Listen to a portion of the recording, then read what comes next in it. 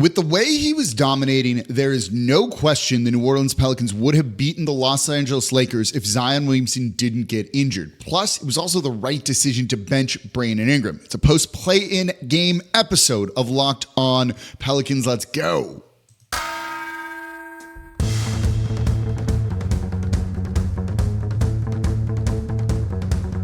You are Locked On Pelicans, your daily New Orleans Pelicans podcast. Part of the Locked On Podcast Network, your team every day. Welcome to another edition of Locked On Pelicans, the daily podcast covering your favorite team, the New Orleans Pelicans and NBA, part of the Locked On Podcast Network, your team every day, available wherever you get your podcasts and available on YouTube. I'm your host, Pelicans Insider, credential member of the media, Jake Madison, at NOLA Jake on Twitter. Here after the Pelicans lose in game one of the play-in tournament, 110-106 to the Los Angeles Lakers, a game I'm going to tell you straight up they would have won if Zion Williamson had continued to play instead of leaving with an injury. We'll break down his really great play, why Willie Green made the correct decision, among others, to keep CJ McCollum and Brandon Ingram on the bench. And then I want to look at the defense getting the Pelicans back into this game because at one point they were down 18.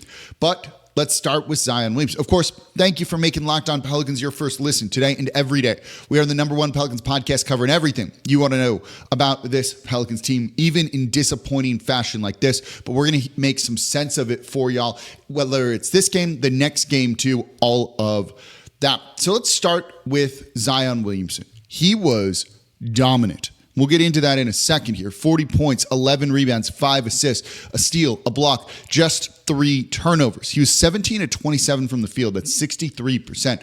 Dude was just taking over the game.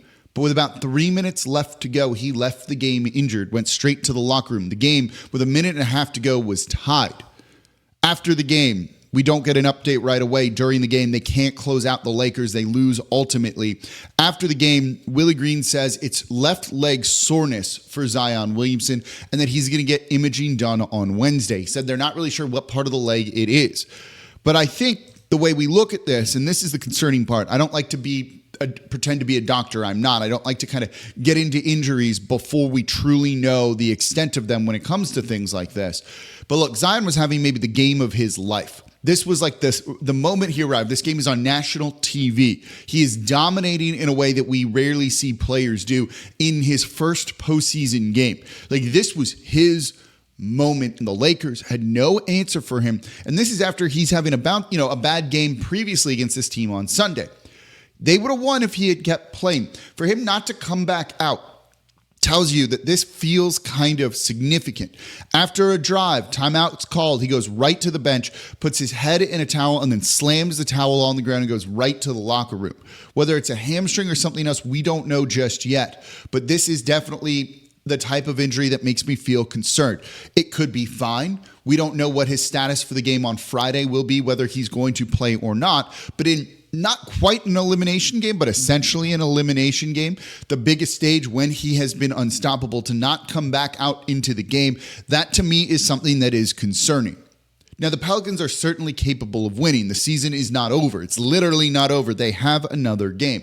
But no matter what, this is going to be deflating. And leaving the Smoothie King Center, talking to fans after the game, you could kind of get that sense.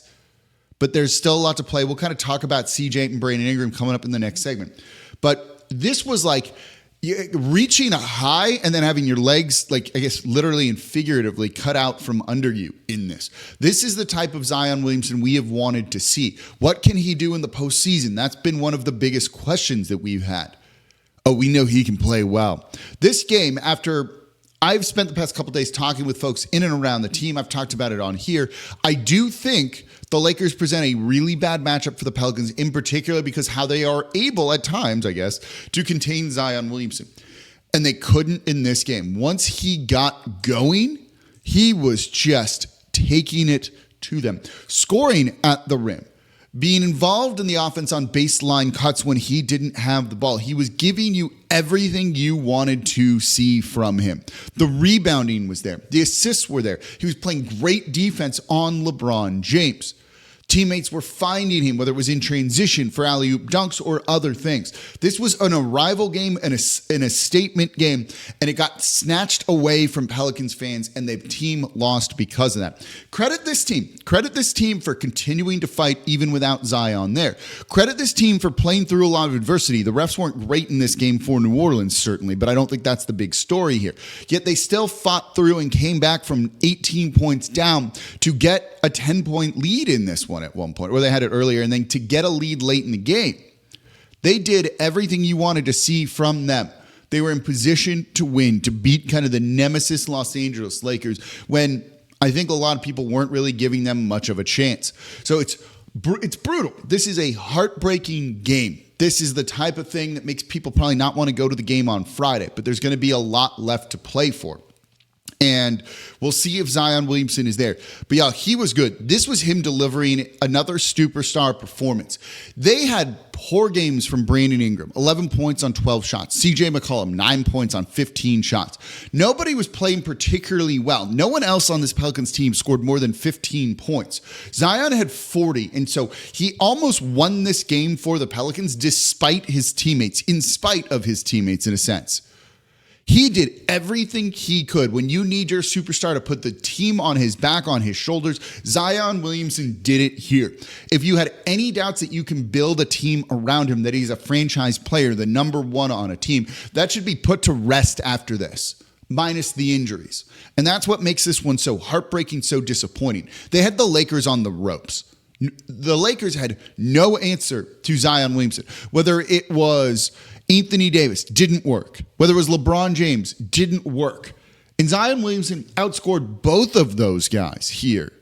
He was as good as advertised in a national TV game in the biggest stage, and it's just almost cruel in a sense that he left with what could be what we maybe think. Maybe that's just, in the moment, the pessimism and some of the PTSD from following this team, covering this team. There's some of that. This was the moment, and to have it snatched away, not by bad play or anything like that, by injury, is just rough. Like, I get it, but there's still a lot left to play for. And for the Pelicans to have almost won this game, despite playing as poorly as some of their guys did, it says something here about the makeup of this team, what they're doing. And this is why we've seen so much potential from it. It's why it's disappointing they're in the play-in tournament even, because there's so much talent potential here with this team. But Zion was dominant. They would have won this game. They would have won this game if he's able to play the final 3 minutes. There's no doubt in my mind about that. Let me know what you think in the comments down below. Do you agree? Do you disagree? 40 points, 11 rebounds, 5 assists, a block, a steal, just 3 turnovers for Zion. Hopefully it's nothing serious. We'll have updates for you here on Locked On Pelicans. Coming up next, though, we mentioned CJ McCollum didn't play well. Brandon Ingram didn't play well. Willie Green made the right decision in not playing them in the second half, in the fourth quarter. I'll explain more coming up here next in today's episode of Locked On Pelicans. Right now, though, I'm excited to tell you about Nissan. Are you the kind of driver that likes to push things a little further? Ever wonder what adventure could be around the next corner? Our friends at Nissan have a lineup of SUVs with the capabilities to take your adventure to the next level. There's the 2024 Nissan Rogue, which is perfect for city drives and great escapes. Class exclusive Google built-in is your always updating assistant to call on for almost anything. So gone are the days of connecting your phone, Google Assistant, Google Maps, Google Play Store, all built right into the 12.3-inch HD touchscreen infotainment system. The 2024 Nissan Rogue is the perfect midsize crossover for your next adventure. There's also the 2024 Nissan Armada, which is going to change what you expect from a full-size SUV. Picture a rugged 4x4 that can seat up to 8 in first-class luxury and style. Tow bigger and explore further in the 2024 Nissan Armada. So take the Nissan Rogue, the Nissan Armada, or the Nissan Pathfinder and go find your next big adventure. Shop NissanUSA.com. Today's episode also brought to you by Monopoly Go. I need y'all to listen to this big announcement here. I've been tracking the leaderboards every day, keeping my eyes on the scores, putting my heart into it, and I'm super excited to announce I'm making improvements on those Monopoly Go leaderboards. That's right. Obviously, I'm talking about the hit Monopoly game, Monopoly Go. You've probably heard about it because it's been downloaded over 150 million times. It's a great twist on classic Monopoly that you can play anywhere, anytime. You explore hundreds of Monopoly boards from Las Vegas to Camelot, the Moon, all while raking in a huge fortune. Charge rent on iconic properties just like classic Monopoly. Charge your friends rent on your iconic properties or go after their Monopoly money by pulling bank heists and taking wrecking balls to their landmarks. And my favorite part, the leaderboards, and that's where you can see who's a Monopoly tycoon and who's gone bankrupt. So get yourself on the charts. Download Monopoly Go now free on the App Store and Google Play. And thank you for making Locked On Pelicans your first listen today and every day. We're here Monday through Friday, the #1 Pelicans podcast covering everything you want. The Zion injury, we'll have updates all week long on this. We'll get you set for the next game in the play-in tournament. We'll know their opponent tomorrow. We'll talk about that on Thursday and Friday, maybe even bringing a guest in and doing another crossover here because the Pelicans can still get into the playoffs. And if this isn't a serious injury for Zion Williamson, we can see him out there, and that's what we want. But I do think this game against the Los Angeles Lakers clarified some things just a little bit for how maybe you need to kind of build your team going forward, because it's clear Zion is your guy, right? Like that type of performance against a team that plays him very, very well says something. But you didn't get that same type of performance from Brandon Ingram or CJ McCollum. Look, flat out, they were bad in this game. They were bad. Zion Williamson almost single-handedly willed this team to victory. And if the team wants to win their next game in the play-in tournament and get to the postseason, look, we still all want to see that. You need better performances, have to get better performances from CJ McCollum and Brandon Ingram, because their type of performance in this game wasn't it at all. They can't play this bad. They sucked. CJ McCollum was 5 of 15, 1 of 9 from 3, 9 points. He was a minus 17. Brandon Ingram in this one, 4 of 12, 4 rebounds, 4 assists, 3 turnovers, minus 16, 11 points on 12 shots. They both had more shot attempts than points. This wasn't good. Now, Brandon Ingram's working his way back from injury. He wasn't on a minutes restriction in this one. And you saw Willie Green say that after the game. Willie Green was correct in this. Again, I don't think he's a perfect head coach by any stretch here, but not playing them in the fourth quarter was absolutely the right move. In the fourth quarter, you didn't see Brandon Ingram after the first couple of minutes. You know, he didn't put him in crunch time. You only saw CJ in there once Zion Williamson left the game. And that was the correct move. I liked what Willie Green did, particularly in the second half, of rolling with kind of the hot hand, sticking with lineups that were working. And that involved Jose Alvarado out there on the court. That involved Trey Murphy out there on the court. Herb Jones, Dyson Daniels, even Larry Nance Jr. in this one, right? Even though he failed to secure a rebound that maybe would have sealed the game for New Orleans. But the center position has just been a problem, right? And we knew that kind of going into that, so I don't want to belabor that point again. But Brandon Ingram struggled. CJ McCollum struggled, and it was right to stick them on the bench. Willie Green said after the game that he just liked the group that was out there on the floor. You know, acknowledged that Brandon Ingram was getting back from his injury, still finding his rhythm, and that he didn't want to kind of force it. And the group that was out there was working, and that is correct. Those lineups were working, and that's a good kind of feel of the game moment for head coach Willie Green to bench them.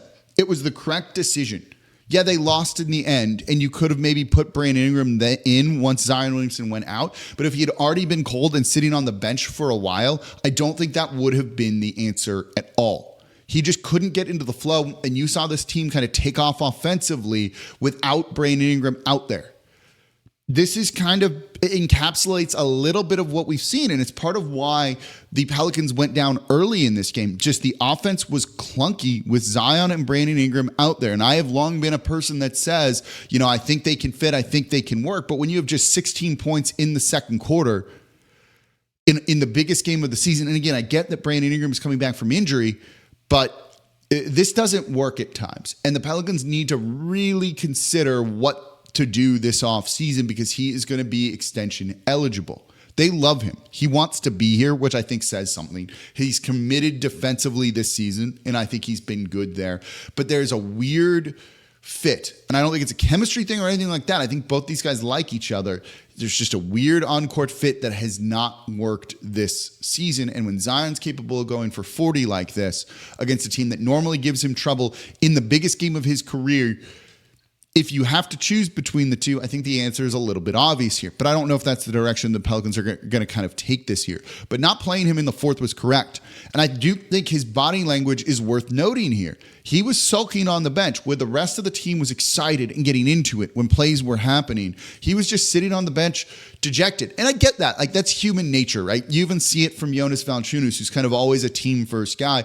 But his body language has been a little bit rough and negative the past couple of weeks because of his lack of playing time. So I think it's only like human and natural to kind of have that reaction here. But he was bad.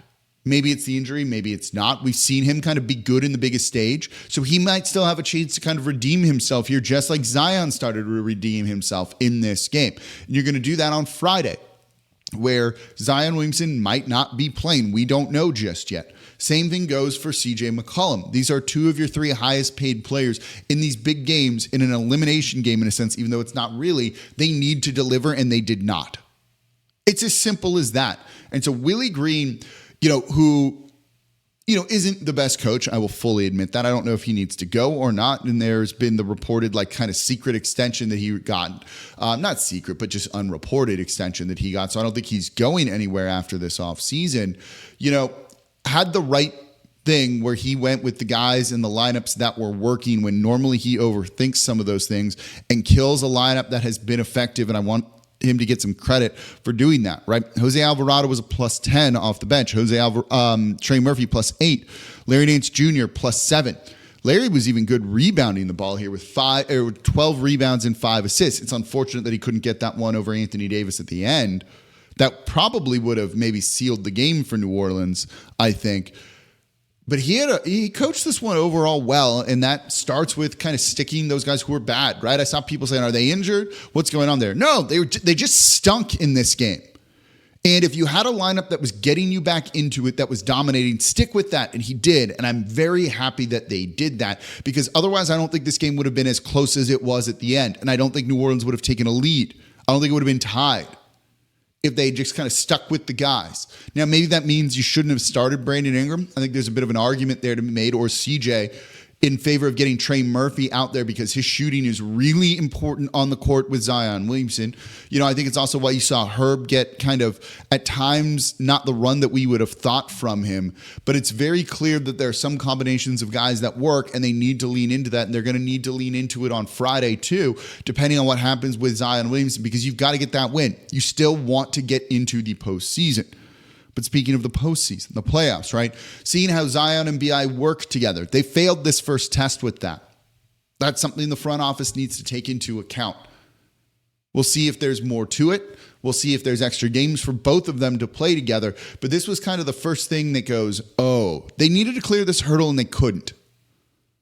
And so Willie Green made the right decision to bench them because of their bad play in favor of guys like Jose Alvarado. By the way, we'll get into that. I want to talk about Jose in the next segment here. I want to talk about Larry. I want to talk about the defense coming out too, because they struggled in the beginning. There were a couple of things they definitely should have done differently in this game in terms of three-point shooting, defense, things like that.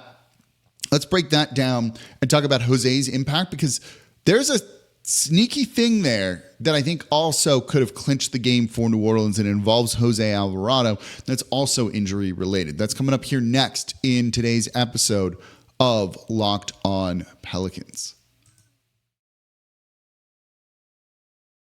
Right now, though, I'm here to tell you about eBay Motors, my favorite. Passion, drive, and patience. The formula for winning championships is also what keeps your vehicle alive. eBay Motors is everything you need to maintain your vehicle and level it up to peak performance. You want to make it go faster? They got superchargers. You need it to have a little bit more utility? Roof racks. You want it to be louder and sound awesome? Exhaust kits. See better in the dark? LED headlights. Whether you're into speed, power, or style, eBay Motors has you covered. And that's why I shop there for all of my vehicles. I work on all of them. I like upgrading them. I like them to sound loud. I have an old car. I have a new car. And I can get parts for both of them, because with over 122 million parts for your vehicle, you'll always find exactly what you're looking for. And with the eBay Guaranteed Fit, your part is guaranteed to fit your ride every time or your money back. Because with eBay Motors, you're burning rubber, not cash. With all the parts you need at the prices you want, it's easy to make your car the MVP and bring home huge wins. Keep your vehicle alive over at ebaymotors.com. Eligible items only, exclusions apply. eBay Guaranteed Fit only available to U.S. customers. And thank you for making Locked On Pelicans your first listen today and every day. We are here Monday through Friday, the #1 Pelicans podcast. Subscribe wherever you get your podcasts and join almost 10,000 Pelicans fans on YouTube. By the way, if you came out to the live in-person show at Mid-City Yacht Club on Monday, thank you. We had a great turnout. That was a lot of fun. You can still watch that show and the live Q&A after the fact on YouTube as well. We'll do more of those in the future. That went over super well. Everyone was super enthusiastic, and I loved being able to meet and interact with y'all. So we'll do more of that in the future. That was really great. Now, for your second listen today, it's the Locked On NFL's mock draft live on April 17th. It's today, streaming on the Locked On Sports Today 24/7 streaming channel on YouTube or the free Amazon Fire TV channels app. Find the ultimate 6-episode series on April 17th at 7 Eastern to hear who the local Locked On experts are picking for every NFL franchise, with live reaction from local college football experts and even the fantasy football angle. The Locked On NFL mock draft on April 17th, 7 Eastern, streaming live on Locked On Sports Today 24/7 streaming channel or on YouTube or the free Amazon Fire TV channels app.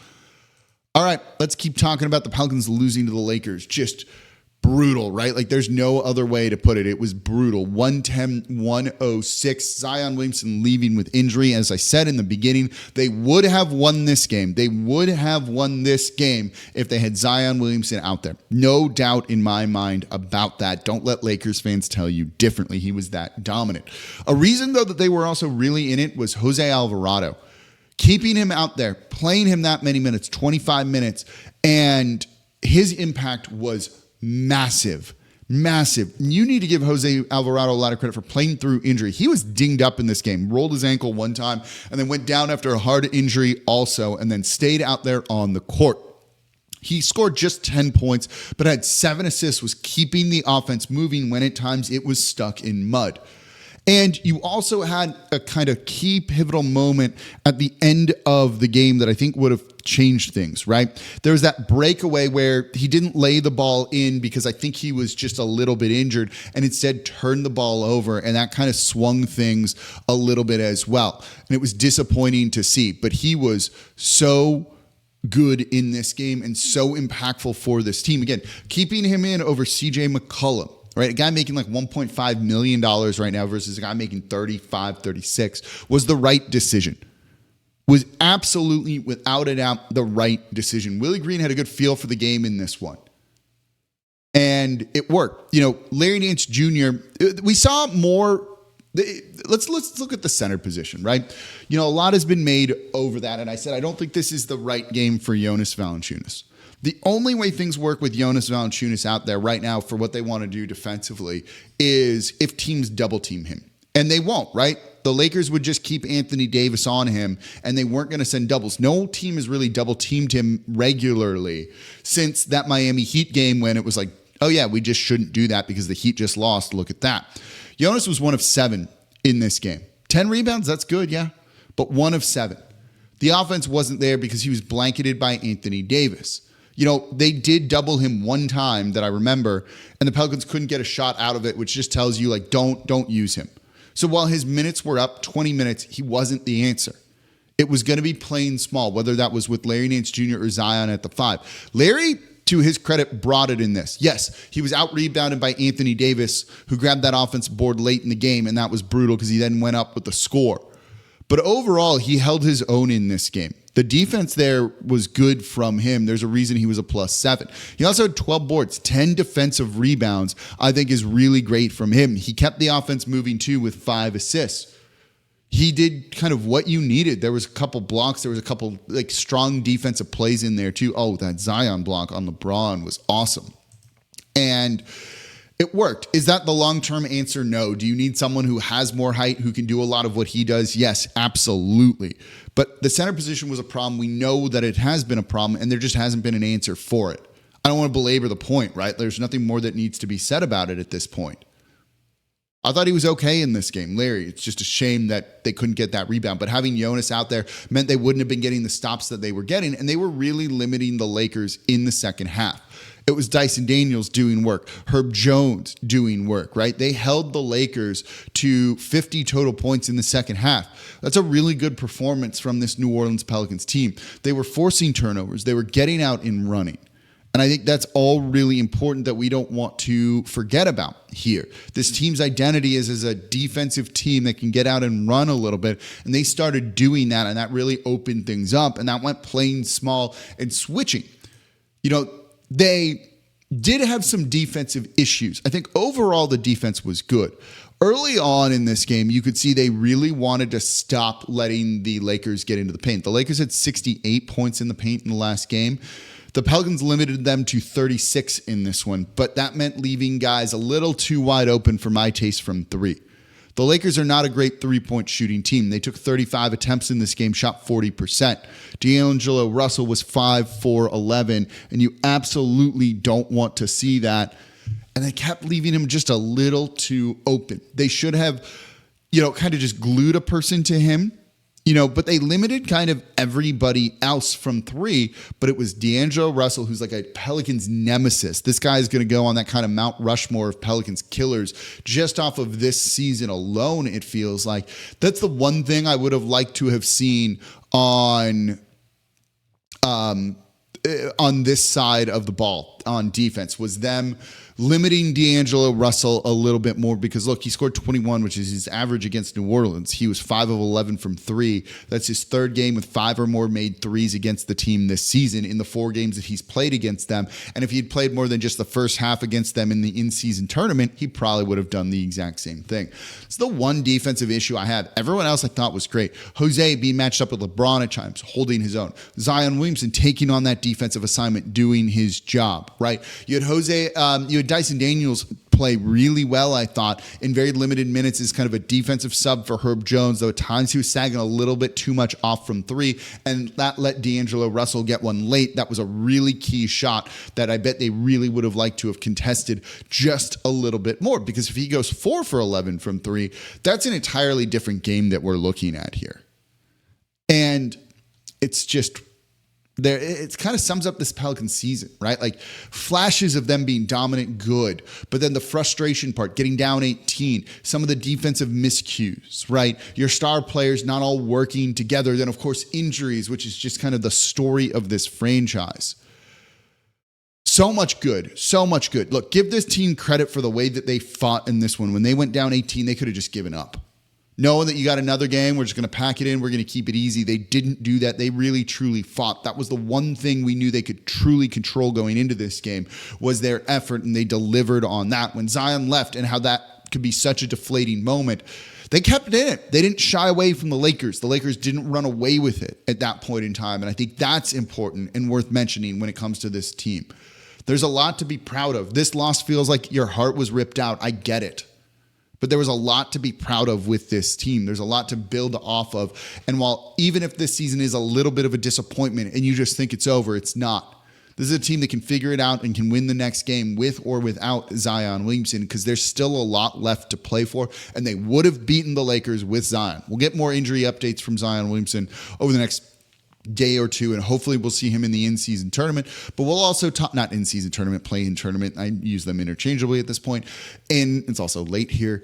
And this team can win. They can beat the Warriors. They can beat the Kings without Zion Williamson. They truly can. And we saw them come in with a much better game plan. We saw them make adjustments. They'll have a day or two to be able to kind of game plan for their next opponent. We'll see what they're capable of doing Friday in a true elimination game here in the Smoothie King Center. I hope it's going to be packed in there. I hope the atmosphere is going to be good. It felt like a playoff atmosphere. It was a playoff atmosphere in the Smoothie King Center. It was loud. The crowd knew the stakes. It was a lot of fun. And I'm excited to see what the next game is going to hold, because there's a whole lot left to play for, and we're going to get you set for all of it here on Locked On Pelicans. I will do a crossover with either the Warriors or the Kings, and we'll go kind of from there with everything. So it's going to be a lot of fun, and I can't wait. So please subscribe wherever you get your podcast, and on YouTube as well, where there's almost 10,000 Pelicans fans. So that's going to do it for this episode of Locked On Pelicans. Everything's going to be okay, y'all. I promise. Even if they end up losing the next game. As always, I'm your host, Jake Madison, at NOLA Jake on Twitter. This is the Locked On Pelicans podcast, part of the Locked On Podcast Network, your team every day.